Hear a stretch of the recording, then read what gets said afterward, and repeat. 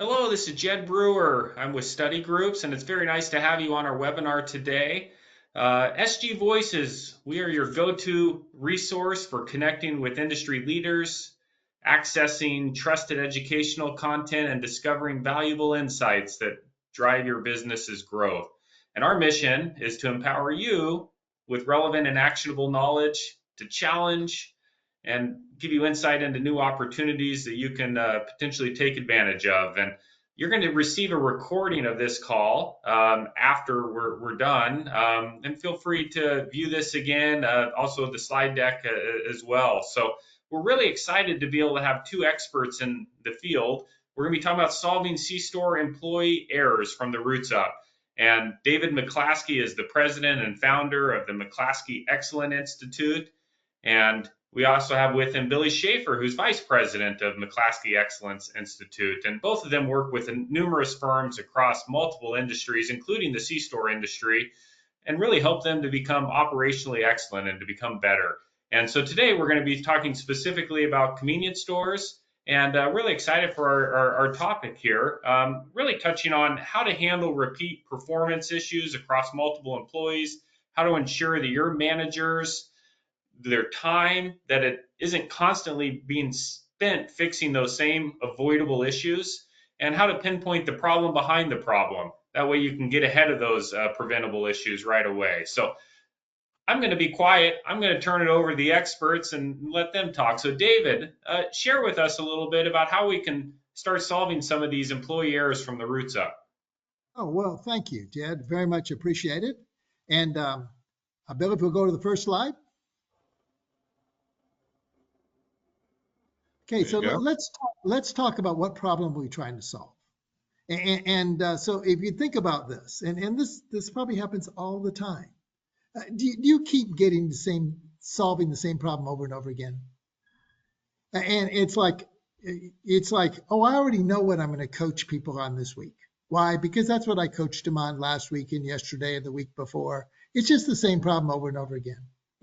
So how many of you are shake your head yes if you've seen that problem and you have that problem, and you have solutions that just don't seem to solve the problem. It's why? Because it's there again.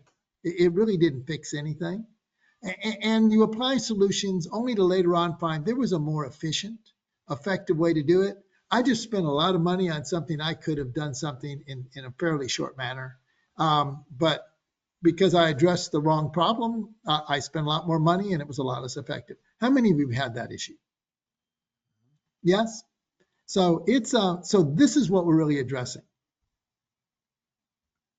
And we go to the next slide. And here's the basic thing. Everybody attacks the problem.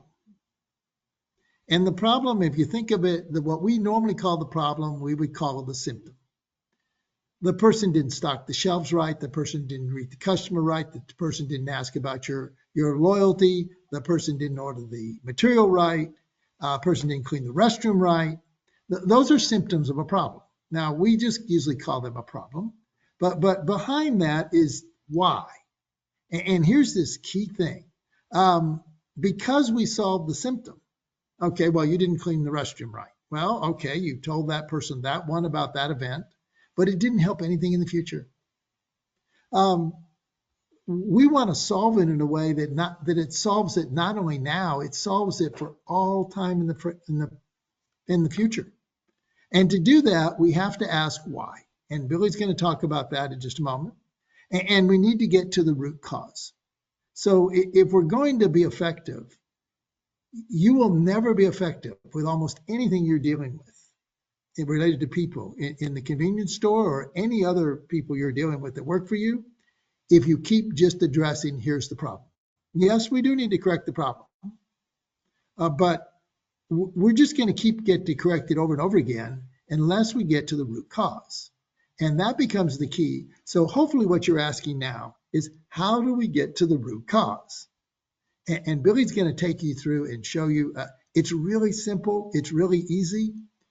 And you can use this on almost every problem you have. So you can use this multiple times every day. Billy? Excellent. So this is my favorite thing to do as in leadership, because uh, how we find the root cause is we actually get to become a 2-year old, and that'll make sense here in a second. Is we get to act like we're 2 years old again, and and why do we want to find the root cause? Well, we want to get to the source of the actual problem. You don't want to just fix a symptom, you want to fix the disease. So why we want to get to this is, if we just fix it today, like David was saying, we fix the problem. Oh, you didn't clean the bathroom right, go do it again, go do it again, go do it again.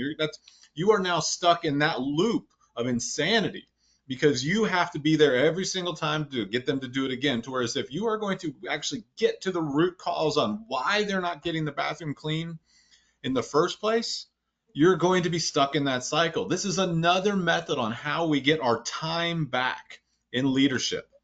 So we want to get to that root cause to eradicate the problem. If we only worry about the symptoms, it will come back time and time again. It is no different than if you have weeds all throughout your yard and you just trim off the top so you can't see them, well, they're going to grow back. That is the same thought process as when you just tell somebody, just go clean it again, without getting to the root cause on why they're not doing it correctly. So here's the 2-year-old that's exciting. I don't know how you all are, or when you were 2 years old, or how often you spend around 2-year-olds. But they ask this one question incessantly that will drive you absolutely bonkers. But in our case, it is actually going to help us. Why? Always ask why. And when you've asked why, ask why again. And that's how we're going to get to the root cause. Now, typically it's going to take 3 to 5 whys to get to this. So when you see an issue, hey, the bathroom wasn't cleaned. Well, why wasn't the bathroom cleaned? Well, then you have to think, well, they didn't do A, B, and C. Why didn't they do A, B, and C? Well, I don't know. Well, I guess, you know what? They I don't know if they finished their training. Well, why didn't they finish their training? You see, I just keep asking why until I get to this point to where someone will finally say, because we didn't hold them accountable to the training process that we have in place. We get to that root cause and we fix the training process.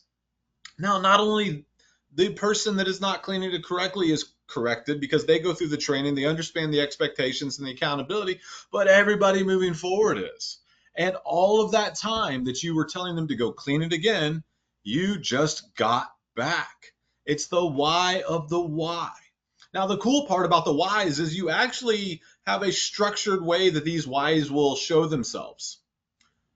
If you look at the second, first you have the problem and you're going to ask why. That first why is going to tell you a person answer. Well, they didn't clean the restroom. They didn't do A, B, and C. They didn't clean the toilet, the sink, the mirror. It's a person. Well, the next is going to be, when you ask why is that, you get to that local cause. Well, their training they're not following their training. That's the local cause. It's a specific thing to them. But then we ask why one more time, and you're actually going to get to that management system cause. And systems and processes are how we move forward as a company, how we move forward as a system, as a culture. And when we fix that management system, as in we did not train this person correctly because we did not follow the training process of how to clean the restroom and certify that they were done and fully trained, that system was broken. We now can fix that system, and we have got to the root cause on why the bathroom wasn't cleaned. And it's so much fun to keep asking why. I don't know about you all, but I do this all the time when I'm out and about just because it's fun. It may frustrate the person across from you, but you are digging down to get to the root cause. And that is how you will get your time back and frustrations will be alleviated on an amazing scale. So here's another way that we look at this. Okay, say, hey, we have an item that we needed to be held hot, to be cooked to a certain temperature. Well, the problem, hot item was not prepared properly. Well, why? Well, now we have the personal reason. Well, the team member did not go through the required training for hot items. Well, why? Why didn't we follow that standard? Well, when the training was completed by the team member, it was not checked prior to assigning the team member. So we just missed that check. Well, why did we miss that? Because the manager was not required to confirm training completed prior to assigning to a job task. We got to the root cause. So now we fix. Managers are required to confirm training is completed prior to them being put in that role. And when you fix that issue, the local cause goes away, the personal item goes away, and the problem goes away. If you only fix down to the local cause or the personal reason, then it will continue to rear its ugly head. Just like the weed in your garden, if you do not pull the root, that is going to grow back time and time again, and you are just going to be wildly frustrated. You have got to correct the root cause. So this is just the, how do you know? Well, root cause is going to be a management system. This is just an overall, our system in place did not work to make this end result happen. I can tell you, the person is never going to be the root cause. It's always something that happened before that person. So know that when you can't just say, that person is not cleaning it correctly. Well, we have to get past just that person. What is the root cause is never going to be that person. So once we get that addressed, it will almost eliminate or possibly eliminate, or at least incredibly reduce the frequency and severity of these future occurrences. This is why we need to ask that why 3 to 5 times. Typically, if you ask 3 to 5 times, you are getting to the root cause really, really quick. It is never the first why. It is usually never the second why. It is 3rd to 5th. You're going to get to that root cause on how to fix it. And once you fix the root cause, your time will come back. You will not be asked those wild, annoying questions of why they're not performing to the level they should, because you're fixing the root cause on their performance so that they are held accountable to the highest level. So, David, you want to talk to us about these kind of ways that we can address the root cause? Yeah. I've got a real quick question for Billy and David before you jump into that point. But great. Oscar, why? Why do we not ask why? Are there systematic reasons why? Yeah, Yes. I think let me go first on this, and then Billy.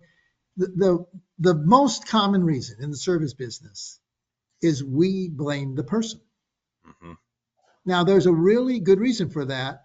That person actually caused the error, and so there's a truth to that. But the thing is, we set that person up. We, the employers, set that person up to do the error. So yes, they made the error, but why did they make the error? For example, I've known a lot of employees. You'd say, oh, they made these errors. Well, I got assigned to this task I've never been trained on. And you go to the manager and you say, well, why did you assign this person who's never been trained in this task? Well, I'm short people, and that's what I had to do. But yet we blame the person for making the product wrong that's never been trained on it. And so it's a matter that we've taken a very short-sighted route of saying, okay, the person made the error, and then we have all these really negative assumptions towards people. It's like, oh, why did they make that error? Oh, they weren't paying attention, they're lazy, they don't care about our business, et cetera, et cetera. When a lot of times they were set up to make the error. So if we really go to the separate question of every time we see an error in our convenience store, what did I, the leadership of this company, do to cause that error? That's the key. Now, I need to correct what happened. The restroom isn't clean. We need to get corrected. The loyalty card wasn't asked for. We need to get that corrected. But that's not going to solve your problem. And if we keep the approach of it's never the person we're talking to, what Billy just said, then the person, it's the leadership that did it. And when we do that, that gives us a whole different perspective. Billy, your comments. No, David, you nailed that. It's too easy to blame the person. It takes work to get to the root cause. And too often we want to take that easy way out, even though we don't realize the destruction that it causes to our culture and our operations, because it's just easy. Let me blame them. They did it. It makes sense. It's a lower level of thinking as opposed to thinking there is something behind that. let me dig a little bit more to get to the truth, as opposed to just the surface level of what is happening. David, you nailed that. That was an absolutely brilliant way to explain that. Well, thank you. And one of the things, if we go a little bit deeper, why it doesn't get asked, it's because the accountability comes back to leadership and management. Mhm. And it's just so sort of sanctimonious that, oh, well, it's our people. You just can't get people to do things, et cetera, et cetera. How many times have you heard leaders say that? And the idea is, what did we do to set this up? So the idea is that all of the great leaders who run extraordinary businesses, they do something that's absolutely, we talk about thinking different, they go, look, all of the problems, all of the mistakes that my company made is my fault. Now that we know whose fault it is, let's go about fixing it. This is not a blame game. This is an assignment to get to where the cause is so we can fix the cause and not have future problems. We can't do anything about the problem we just had. That's history. What we can do is prevent future problems. But to do that, we have to be open to the fact that we, the leadership, are what caused the problems we see. And do you know what? That's the very best news anybody can have. Because the only problems you can fix are the ones you caused. And if you caused the problem, you can fix it. And so most of the issues we're talking about, you caused, you can fix. But you can't fix it until you get to the root cause, which is going to be yourself. Those are Thank great. you. That Other makes a lot of questions you have? sense. Yeah, it's hard to point the finger at us sometimes, right? And that's the spirit of what we're getting at, the root cause of the why. Yep. Yeah. And the reason we want to do it is because we can make our future better. And we can also make the employees' future better. Because when we say, okay, we're going to start setting you up, so we've got it. So you set it up so you get it 100% right, because we've corrected the issues that caused you to do it wrong. And by the way, that does include an issue of, look, we really have done everything to set this person up to 100%. And they just don't have the attention span to remember it. And we've gone over and over again, you've got the wrong person in the wrong job, or they're working for the wrong company. But that's you too. If you keep somebody on that after you've set them up for 100% success still can't do the job, the reason they're not doing the job is because you didn't fire them. Again, that comes back to your issue at that point. You already have proven to yourself, there's nothing I can do to get this person to do the job right. But 95% of the time, we find there is something you can do to set that person for 100%. You don't have to change the employee. You just have to change how the employee was set up. And root cause is what enables you to do that. Tell us more about that, David, here on this next slide. So now there's three types of solutions we have to think about. So we talked about the causes, but just identifying the causes doesn't fix anything. You got to do something with that information. And there's three types of things you can do. And a lot of times you want to do all three of them. And so I want to differentiate three types of action. So now we're on the action side. Now I know the cause. And yes, the one type of action is called compensating. Let's just take, if you were standing next to your cashier and you hear they didn't ask about the loyalty program, and you have a loyalty card and they didn't do it, and you just asked the customer, do you have a loyalty card? You just compensated. You walk in the restroom that was just cleaned and you saw that they forgot to fill up the soap containers, and you fill up the soap containers. That's compensating action. There's a role for compensating action. It has almost no residual other than it fixes the immediate problem in front of you. So compensating, there's a place for it, because there's some actions you just need to fix right then. It's like, oh, we can talk about root cause, but right now we need to fix the problem. And so that's compensating action. Now, the second type of action is corrective action. So now we haven't just fixed it, we tried to correct the immediate source. So now we're saying, oh, the person didn't get trained that they were supposed to. Here's how you take a credit card order, or here's how you spread out the items so that they fill up all of the slots in the freezer, in the refrigerators, instead of just putting them all in one. So what you've done is you've corrected the person who made that problem. And or you told the manager, you forgot to train your people on this. Okay, so for that manager, that time you've told them that. So corrective is and there's a place for corrective action, and it's important. And that's the second kind of action. And the third kind of actions is the kind that you can only really do if you know the root cause. The preventive action attacks the root cause, and that's almost always. And what I've found with service businesses, it's not true in manufacturing as much, but it's like the 95% case in service. It's the leadership set up the error, and so it's almost like, because people ask, how do I know it's the root cause? Well, when it's one of your management policies, systems, or practices, you probably have found the root cause. And those are all things that are leadership's responsibility. Sometimes it's the store leadership, sometimes it's the regional leadership, sometimes it's the company leadership. But it's in my ballpark to fix, not the team member's ballpark to fix. And for example, one group was just a key step. They didn't ever include it in the training. And when they said, oh, I see why they're missing this, is because they don't carry out this step. Why don't they carry out this step? Because it was never part of the training.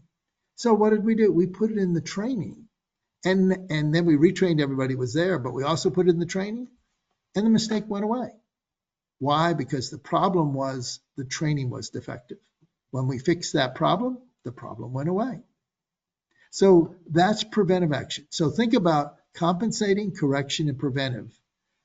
Sometimes you want to do all three actions, but here's the key, particularly the key to this webinar. If you don't do the preventive, you're going to get about the same number of occurrences in the future as you've had in the past. You want to make your life better in the future, you need to address and do preventive actions against the root cause. Billy? So let's talk about the how we can apply what this is. So these different types of solutions, so you can kind of see when that, going back to that hot item not being prepared correctly. And just like David was saying, it's important to really know that, are we just correcting the person, or are we stepping in to do it ourselves? Which that is that's the downward spiral of leadership. Because if we step in and do that, we are taking away that person's opportunity to be trained to do it themselves. And if we do it once, we are locking ourselves in for a lifetime of doing it over and over and over again. That's the compensating is a very bad way to do anything. It is sometimes an immediate fix to make sure a guest or a customer has a positive experience. But if you don't immediately go away from that and go to the root cause, you are stuck in that cycle for a long time. So then we talk about when we get that first why. Well, they didn't go through the training for hot items. Well, great. Let's take them off hot items and we will train them until they are completed. That's a correction way. That's a good way to do that. Now, even further though, now we've got them off and we're going to get them completed with the training, but let's find out why the training didn't happen. Let's get to that local cause, and the correction there. The manager did check for the team member which training had been completed. If we don't complete or check for that, then how do we know that they were completed? And if we don't know they're completed, we aren't verifying, then that's how they end up in that role without being there. But when we get back to the actual preventative side, well, let's change the policy for the team member has to be confirmed training before they're allowed to be in that role. And when we have them in that position, then we know that that is not just fixed for them, but fixed for everybody moving forward. Another example, too little ice in the soda cups. Well, hey, let's just, put more ice in the cup. That's real simple. I mean, yeah, like we do it ourselves. But let's find out, well, why didn't they do that? Oh, it just makes it easier. So, hey, I need you to actually put more ice in the cup. We're correcting that behavior. That local cause, when we ask why again, well, the manager wasn't observant enough to notice this variation, and then it became a repetitious physical behavior that they do all the time. So now we get the managers, hey, I need you all to be very aware of this common problem and fix it when you see it. But then the next why, when we get to that preventative, is the manager changes their own behavior to coach execution every single time, no matter how small the variation happens. Now, this is just one of many things that we do with McClaskey Excellence.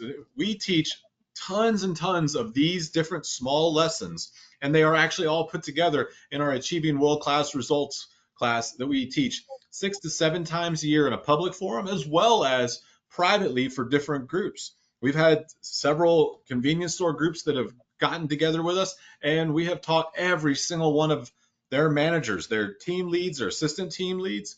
And this is anywhere from groups that have 4 to 10 locations all the way up to groups that are 100 and more locations. We do this for, and we teach people. And I can tell you the results that these groups see is incredible. And it's not just the results that you'll see in that big leadership role as an owner, a director of operations, CEO, CFO, COO, all those C-suite. It's actually the people on the floor level, the ground level, the store level that will find this as so impactful that it makes their life better.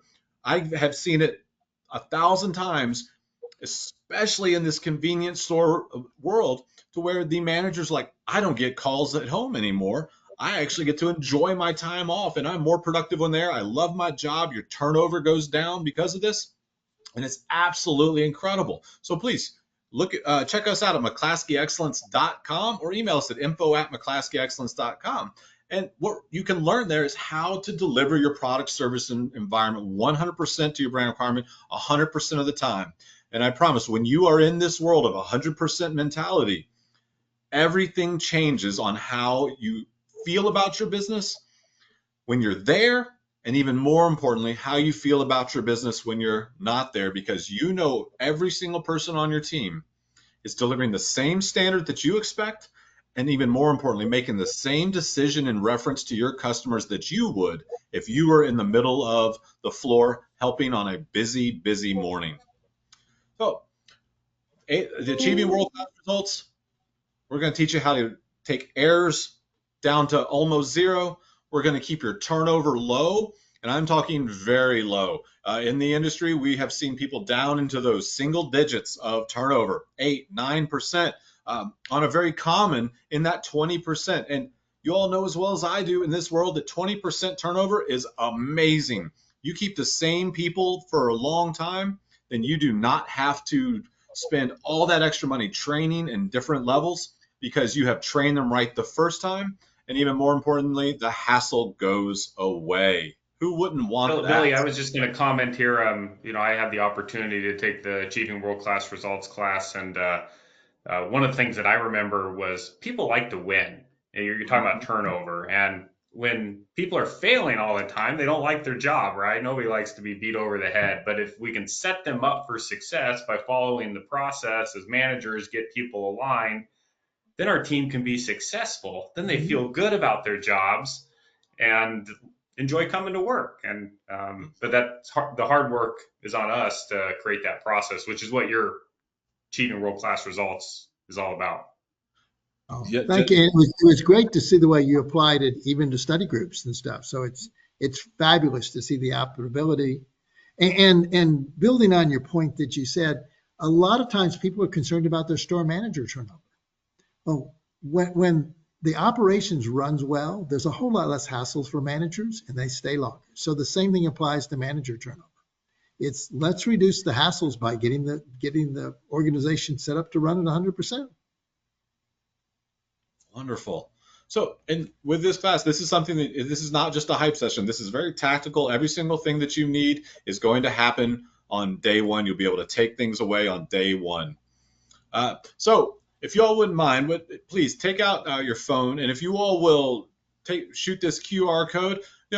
One thing that we want to do is if you'll fill this out, we will send you a handout summary of this, and we'll make sure that you can take this information with you, as well as you're going to enter in for a drawing to a full 100% scholarship to our Achieving World-Class Results course. It is a $1,250 regular registration cost, and it will be at no cost if you are the winner of this. It is absolutely a wonderful way to get involved within this course and learn this technique plus many more just by going on this. So take a few seconds, and shoot this code with your phone, go to that website, fill it out. And you can also do a 15-minute free follow-up consulting with myself, and I can help you with any of this information that you see. Or if you have other things that you just need to learn from things that you've seen about what we've put out in all of our new podcasts that we have, or our Moments with McClaskey, and any of those techniques that you see, please sign up for that 15 minutes, and we're more than happy to work through this. So I'll give you about a few more seconds to click on there. If you would, and I found if you give people 20 seconds or so, it gives people a little time to get focused. You'll see the website, and the link is good. So just pick there and it will send you right to it. And so if we take care of it right now, you'll be getting your handouts immediately.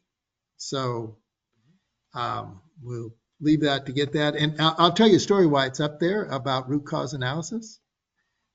When you think about, and I'm hoping you will be able to tell dozens of stories about your own business. But let me tell you one. I'll tell you a couple of them. When my daughter was in college, she was working for TJ Maxx to earn some money while she's in school. So she was a TJ Maxx team member. And I would ask her how her day went, and there was always stories. It was really interesting. One story went like this. Well, it was very interesting, Dad. Today I ran the jewelry counter. I didn't know TJ Maxx had a jewelry counter, but it appears they do. And I said, I didn't know you knew anything about jewelry. She said, I don't. I said, well, how in the world can you run the jewelry counter? She said, I'm learning how to fake it. I said, I don't understand. Somebody will point in and say, well, is this a real diamond? And of course, a lot of things at TJ Maxx aren't real diamonds. And she'd say, well, what do you think? And then whatever the person said, well, I think you're probably right. And so, I mean, she was giving polite, courteous, and relatively incompetent advice to their customers. And I said, how many times do you get caught doing this? He said, well, a couple of the better informed customers, they say, look, you actually don't know what you're talking about, do you? And she'd say, yeah, that's true. He said, yeah, we understand. But said 90% of the time, people would just go along with it. Another incident was she was in the cashier, and they had a lot of lines and very busy, and she'd get yelled at a lot by customers. And I said, I don't understand why you're getting yelled at a lot for customers. Said there were 3 cashier lines, and the card reader for the credit cards was not working on my cash register. So I had to enter all the credit cards in by hand. So my line was moving like, 1/10, 1/5 as fast as the others. And everybody thought I was just the slow cashier. In fact, they would just tell me, God, I got in the wrong line. I got in the line with the slow cashier. And so that was my day. And I asked, well, gee, did the manager see that? Well, the manager knew that was needing repair. They put the repair request in a week ago, and they said the corporate, said it's going to take another week or so before we get the repairman out there to fix it. And so this is the kind of stuff when you don't deal with the root cause, and then these are the kind of problems that occur on the floor itself.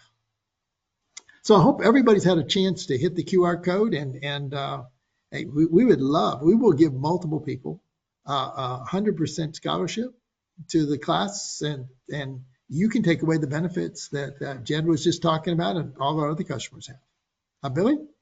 Wonderful. All right. Thank you, David. So is there any questions that we can help answer through this? I think we talked a little bit about the why we don't ask why, which often it's hard for us to take responsibility for things. It's easier to just blame others. So I appreciate you making that point. Are there certain areas, I know it's a broad topic, but where you find people in a management process fall short the most? Are there certain general aspects of it? And what was the question again, Jed? Certain aspects where... After I take ownership and I say, okay, I'm going to go in here, I'm going to fix this. Broadly speaking, are there certain areas of creating that process that people miss or fall short of? Billy, you want to go first? Yeah, typically they just don't get down to the root cause of this. Now they just typically will ask the first why and they'll fix it. They just get stuck in, oh, that's the answer. I'm good. They found the answer. That's where they get stuck. Now, if They they don't go do deep get to the enough. root, Yeah. yeah, if they do go deep enough and they create the process, they'll create a process that isn't as effective as they think it is and doesn't get the end result that they're looking for. So they basically just created another problem on top of the problem that they already had. So it's basically like cleaning a window with a dirty rag. Well, yeah, you technically wiped the previous dirt off, but you just added more dirt on. So they don't go deep enough or they create a process that doesn't get the end result that they're looking for. How do I know that I'm getting that right process made? Are there certain things to do it, or is it trial and error that I see it solve the problem? That's how I know. Well, it's piloting that problem is when you follow those process steps yourself, do you end up with the result that you wanted? If you don't, then it's not the right process and you're missing things. And you'll find when you write the process, you'll be like, oh, well, if I would have done A instead of B, I get what I'm looking for. And you make that adjustment. Right. And Billy's got a great point in piloting it. And the idea that once you have the process written and you've actually confirmed that if you follow these steps, it's reasonable, these expectations are done. Now we can start saying it when they aren't being done, what is it that we didn't do related to the training, related to the enablement? But we don't design the basic process. And then if we do, we then don't do the training and the coaching and the enablement. And one of the things is we don't do the training to 100%. So these are all key items, as you know, that are in our Achieving World-Class Results class, put it all together. They don't train to 100%. We've asked 10,000 leaders in service business, what percent of their people trained? And their answer is 75%. And so that's the level we train people to. So the next thing is we don't train people to 100% because we don't expect the system to run right. So I think the leading cause is leaders ought to expect their systems to be 100% right 100% of the time. And whenever that doesn't happen, saying, what did I do that caused my system not to perform? And when you hold yourself to that standard, you design things to a different standard, you train to a different standard, you coach to a different standard. It's not, well, I saw a lot of things wrong, but I can only fight the biggest battles. No, we actually want to get everything that's wrong coached back so that it's very doable. And I think the number one thing is, I don't think there's a belief in the service industry in general that people can run a service process 100% right. For example, and here's the question I'd ask you, go to any general manager of a convenience store and say, do you think for 24 hours your store can run everything to the brand requirement? What do you think most general managers would say? No. No, it's just impossible. And how about the fact it is possible?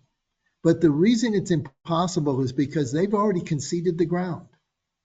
It said, well, we're just going to have all these screw ups. We just don't want to have any more screw ups than we had yesterday. Instead of saying, no, we actually want to design it so we don't have any at all, because almost every problem you have can be solved, but only if you want to solve them. And that's when the root cause analysis really starts to key in, because that gets you to the point where you've actually solved the problem, rather than you've done compensating action and you just keep getting to solve it over and over again. Mm-hmm. Well, David, Billy, thank you guys so much for taking the time here to talk about root cause analysis. It's so important to all of us as we all want to run our businesses as efficiently as possible and ultimately delight our customers. That's why we're trying to do it, so we can create loyalty with them. So audience, thank you for joining us here. Before you go, we'd just like to remind you to check out our SG Voices website for more valuable content. We have articles on there. We have webinars and industry-specific resources designed to help your business ultimately thrive. And then our next webinar is going to be on September 11th. We're going to have Marsh McLennan Agency, an insurance company in the Pitts Group, who talks about credit processes, getting into an important process that we need to get right as we analyze our credit processes. And we want to hear from you. As you sign out, there'll be a very quick couple question survey of how valuable did you find this. We want to make sure that we're delivering the right education and content to you. So thank you for being a part of SG Voices, and we'll see you next time. Take care. Take care.